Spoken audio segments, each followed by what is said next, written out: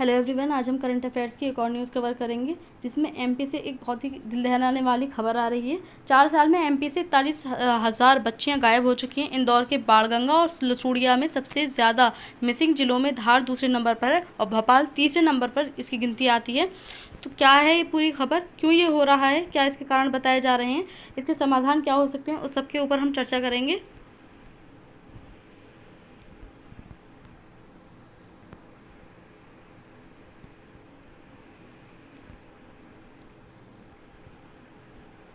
तो देखते हैं सबसे पहले खबर क्या है। पिछले 4 वर्षों में 47,000 से अधिक बच्चियां गायब हो चुकी हैं, जिनमें सबसे अधिक मध्य प्रदेश के इंदौर के बाणगंगा और लसूड़िया के मामले हैं। ये इसके गांव हैं इंदौर के। दूसरे नंबर पर धार जिला आता है, जबकि तीसरे नंबर पर जो प्रभावित है इससे उसको भोपाल को माना जा रहा है। तो सबसे ज़्यादा जो मामले आ रहे हैं वो एमपी से निकल कर आ रहे हैं। मामले की गंभीरता क्या है? बच्चियों के गायब होने की घटनाओं में लगातार वृद्धि होती जा रही है। अधिकांश मामलों में अभी तक सुराग नहीं मिल पाया है कुछ भी। परिवारों पर मानसिक और आर्थिक तनाव बना हुआ है। पुलिस एवं प्रशासन पर कार्रवाई तेज करने का दबाव लगातार बना हुआ है। इसके बावजूद भी जो चीज़ें हैं वो संभल नहीं पा रही हैं। संभावित कारण क्या हो सकते हैं? आखिर क्यों ये तस्करी हो रही है या बच्चियाँ गायब हो रही हैं, उसके पीछे का रीज़न क्या माने जा रहे हैं? तो मानव तस्करी, यानी कि हो सकता है कि यहाँ से उठाकर बच्चों को कहीं बाहर विदेशों में भेजा जा रहा हो पैसे लेकर।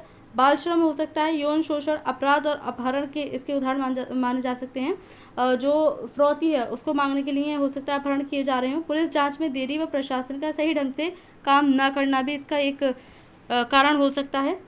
समाधान और सुझाव क्या हो सकते हैं इसके? पुलिस जांच तेज करना, सीसीटीवी और तकनीकी निगरानी बढ़ाना। आज के टाइम में एआई है, हम एआई से हेल्प ले सकते हैं। गुमशुदा मामलों का त्वरित पंजीकरण करना, सामाजिक जागरूकता अभियान करना, एनजीओ और सरकारी सहयोग को बढ़ावा देना, स्कूल और पंचायत स्तर पर जागरूकता अभियान जारी करना, क्योंकि गाँवों में हमें अधिकतर ऐसे मामले देखने को मिलते हैं। सामाजिक पहलू क्या है इसके? जागरूकता की कमी होने के कारण ये अधिक बढ़ रहा है। गरीब और हाशिए पर रहने वाले परिवार ज़्यादा प्रभावित होते हैं, क्योंकि एक तो वो गरीब होते हैं, उनकी रिपोर्ट्स नहीं लिखी जा पाती हैं, थाने वगैरह में पैसा नहीं होता क्योंकि उसके पास में। सोशल मीडिया और ऑनलाइन ग्रूमिंग भी नए खतरे बनकर उभर रहे हैं। प्रशासन और पुलिस की चुनौतियां क्या हैं इसमें? मामलों की बड़ी संख्या होने से जांच में जो है वो देरी होती जा रही है।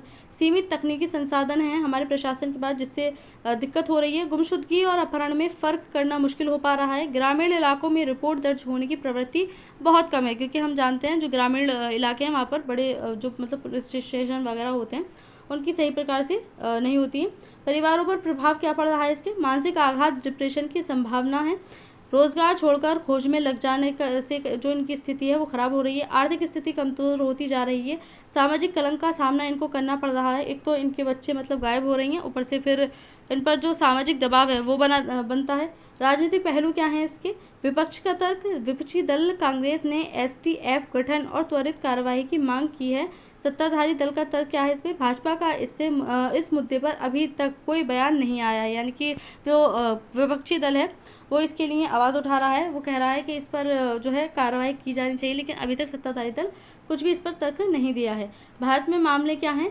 तो भारत में न सिर्फ एमपी में ही मामले हमें देखने को मिल रहे हैं, बल्कि अलग अलग राज्यों में इसके मामले देखने को मिल रहे हैं। मध्य प्रदेश में 43,627 मामले अब तक दर्ज हो चुके हैं। पश्चिम बंगाल में 12,455, उत्तर प्रदेश में 11,129 और भी अलग अलग जिलों में कई सारे मामले हमारे सामने आ रहे हैं।